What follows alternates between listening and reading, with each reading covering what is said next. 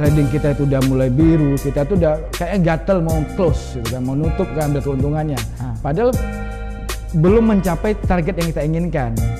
Bahkan sebaliknya, kalau merah kita biarkan, kita tunggu, banyak berdoa. Ujung-ujungnya SL juga. Jadi kalau misalnya ada yang ngeluarin sinyal, kita jangan FOMO ya, jangan ngikut-ngikut aja. Sekarang kan Bapak udah di Orbitrade nih. Saya pengen tahu kenapa sih seneng trading di Orbitrade. Halo traders, saya Hadi J, trading coach Orbitrade. Nah, hari ini saya kedatangan tamu yang spesial, pemenang trading competition dari Sidoarjo. Pengen tahu siapa dia? Tonton video ini sampai dengan selesai dan jangan lupa subscribe.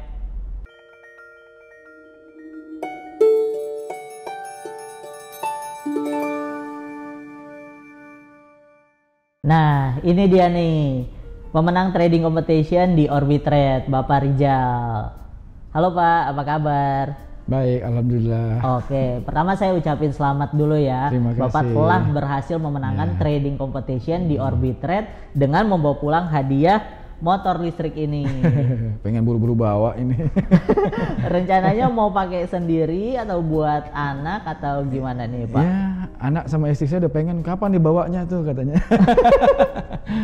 Oke, tinggal di mana sih Pak? Di Sidoarjo saya, Jawa Timur. Oh, Sidoarjo. Oke, mantap nih. Trader-trader dari Sidoarjo jangan mau kalah sama Pak Rizal. Kalau Pak Rizal bisa, kalian juga pasti bisa. Nah, Pak Rizal, saya pengen tahu nih historical Bapak. Dulu pertama kali trading tahun berapa sih, Pak? Kalau saya pertama kali trading sekitar 2015 ya, kalau nggak salah saya dulu ya. Kira-kira. Itu juga ya coba-coba iseng ya, mungkin tuh pengalaman pahit lah istilahnya ya. Iseng coba 2015 trading berhenti sampai ya akhir 2015 itu baru mulai agak fokus belajar, cari benar-benar belajar untuk trading ini.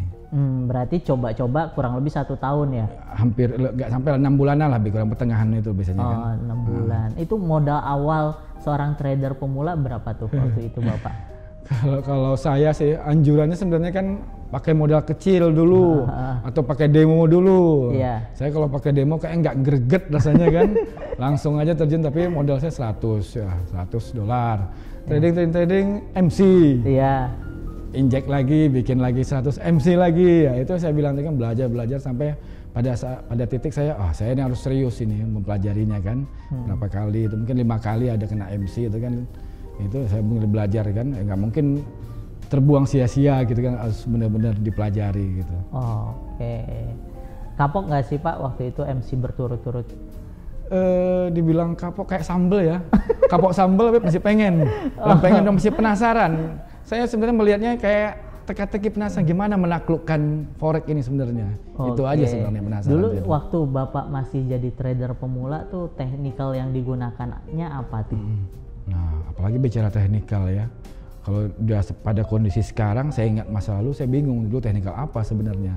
Tapi pada dasarnya sih teknikal yang sering itu memang ya SNR dan supply and demand kan, zone gitu kan. Dua itu biasanya tanpa melihat top down analisis. Kalau sekarang udah mulai top down analisis. Nah, sekarang udah bahasanya bahasa trader nih, udah ngerti bahasa teknikal. Mungkin dulu waktu masih pemula ngikut-ngikut aja nih. Kalau dulu ya orang bilang buy, kita ikut-ikutan buy.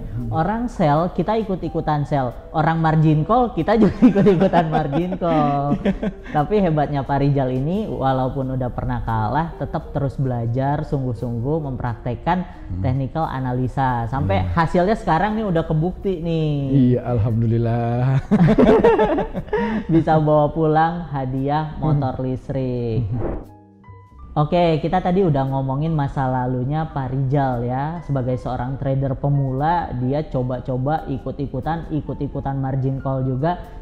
Hingga sekarang sudah bisa mengerti technical analisa. Sekarang saya pengen tahu technical analisa apa yang Bapak gunakan sehingga bisa memenangkan motor listrik ini. Kalau sekarang sebenarnya saya banyak mengkombinasi ya sebenarnya.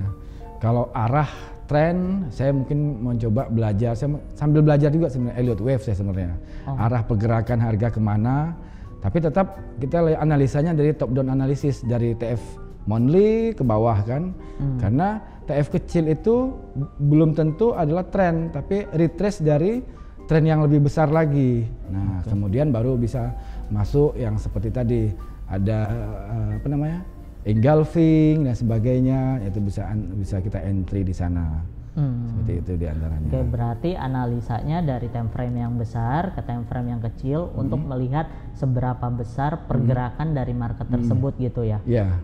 Terus juga untuk entry-nya menggunakan time frame yang lebih kecil. Nah, tadi Bapak bilang untuk technical menggunakan Elliott Wave. Iya. Terus itu susah nggak sih Pak belajar Elliott Wave? Arahnya sebenarnya Elliott Wave ya.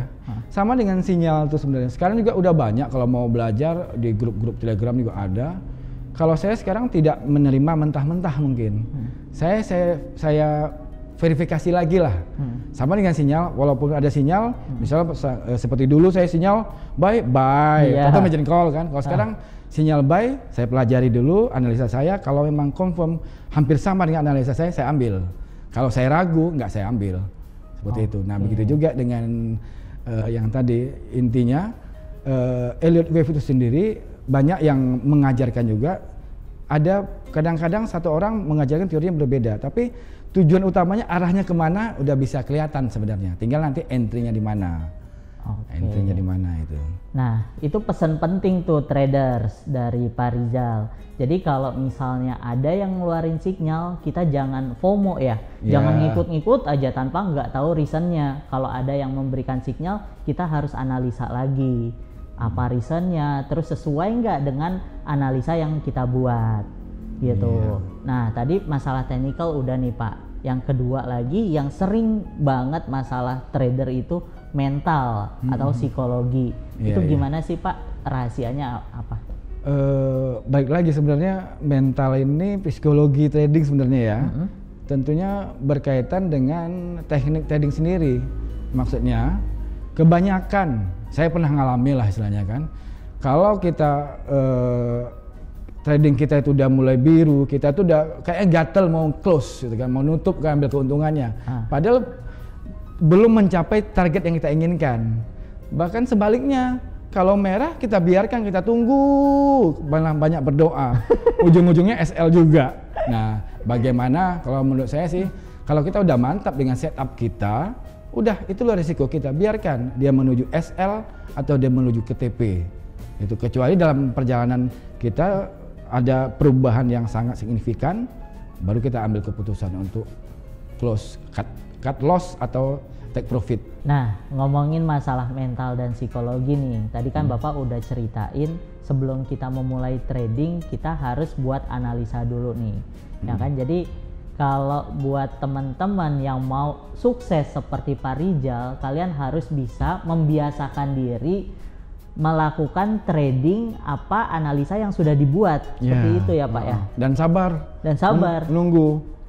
Atau kalau memang analisa sebelumnya kalau udah mendekat, makanya kita harus banyak rajin menggambar. Kalau saya terus terang saya tidak pakai indikator. Saya nggak indikator, ya harga itu sendiri per section lah mungkin ya. Harga itu sendirilah indikator. Makanya saya banyak gambar sesuai dengan time frame. Kalau dia mendekat ke time frame besar, baru saya perkecil lagi, cari time frame yang kecil lagi.